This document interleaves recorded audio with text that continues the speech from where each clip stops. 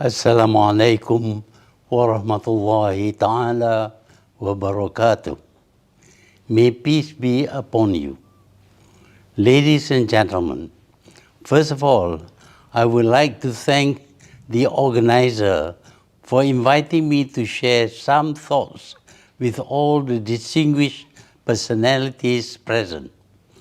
I do not know how much of what I say can make any difference to the situation in Palestine, where we witness every day for the past 1 month the barbarity of Israel conducting mass murder and genocide. But I am bound by a very basic principle in Islam when witnessing a grave injustice in which, if I am not capable of raising my hands and joining the fight, I must speak up and oppose the tyranny. And that is what I am doing. I am now 98 years old, and I have lived through numerous phases as the world evolved. I have witnessed the cruelties and atrocities of colonialism, the arrogance of the colonialists, and the hypocrisy of powerful nations. But the arrogance of Israel is its barbarity and colossal disregard for human values equals and most times surpass the horrors committed during the colonial past. Ladies and gentlemen, it is difficult to find words to describe the atrocities and horrendous cruelties inflicted by the Israelis on the Palestinians. These horrors perpetrated by the Israelis are brought right into our living room as we watch them on news channels and other sources of information on social media platforms. Then we ask ourselves, surely leaders of the Western world, the US and the UK in particular, have access to the same graphic images of children and babies being killed, dying horrific, suffocating death in rubbles of bombed buildings. On the one hand, these leaders of the so-called civilized world demand the third world to observe human rights and even animal rights, and show overbearing concerns over homelessness and poverty. And yet all these that they preach to the world are being stripped blatantly of the Palestinians. Worse, they are abetting the Israelis to deny Palestinians of their rights, their homes, while totally impoverishing them. They supply the arms and incendiaries, including phosphorus bombs, to Israel to conduct genocide on the Palestinians and deprive them of all their rights. Surprising as it may seem to most people, it is actually a consistent trait of leaders from these nations who are imperialists. If we today discover that to these leaders the lives of Palestinians are of no consequence, it was likewise to them with the lives of the Iraqis, the Afghans, Vietnamese, Japanese, Koreans, Africans, Irish, Malays, Indians, Aborigines, and Native Americans. In the past, when they were pursuing their imperialistic dominance, they labeled freedom fighters with pejoratives, which I am sure we are all quite familiar with: barbarians, rebels, savages, uncivilized, infidels, recalcitrant, and of course, terrorists. As in the past, all these labeling a mere facade to distract the rest of the world from what was actually happening, the expansion of imperialism. For us, we need to be steadfast in our support for the Palestinians and call a spade a spade.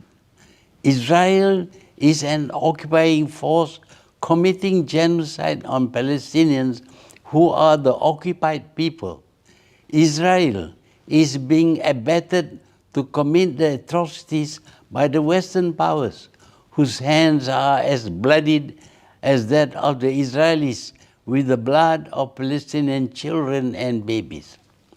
And let us be clear, in any language or definition, the occupier is the evil force, and those occupied are victims. Victims of occupations have every right to rise against their occupier. And Palestine had been occupied for more than 7 decades, and we should not let ourselves be taken for a ride by the modern-day imperialists who want to confine Israel's genocidal reaction to Hamas retaliation on October the 7th. The world must be reminded that the genocide had never ceased since the illegal creation of Israel, and that it is funded and armed and fully blessed by leaders of these nations. To sum up, the Palestinians are dealing with present-day imperialists and colonialists who stick together in the pursuit of their common interests, geopolitical dominance, which in turn ensure control over crucial regional resources. Ladies and gentlemen, we have established that the Palestinians are victims of new imperialism, which means that neither Israel nor the US, neither the UK nor their Western allies are interested in seeing peace or justice being achieved.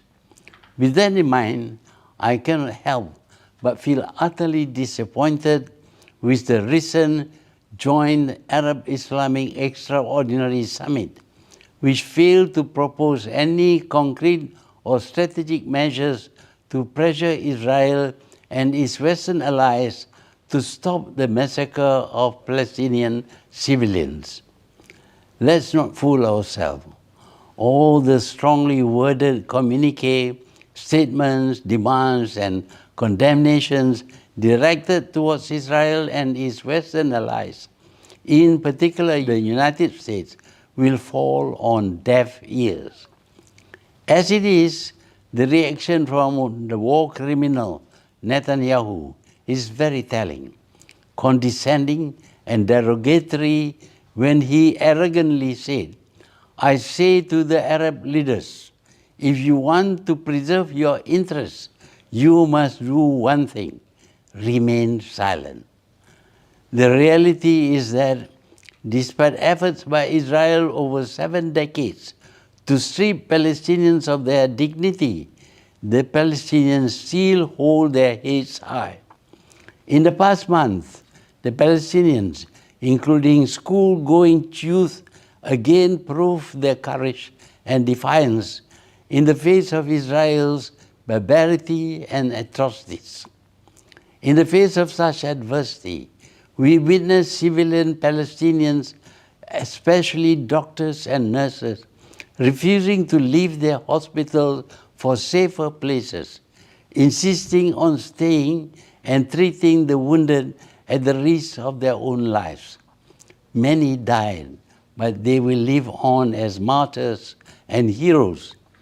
Instead, it is Muslim and Arab leaders who are being stripped of their dignity as Israel, the US, and their Western allies continue to humor them by never taking them seriously.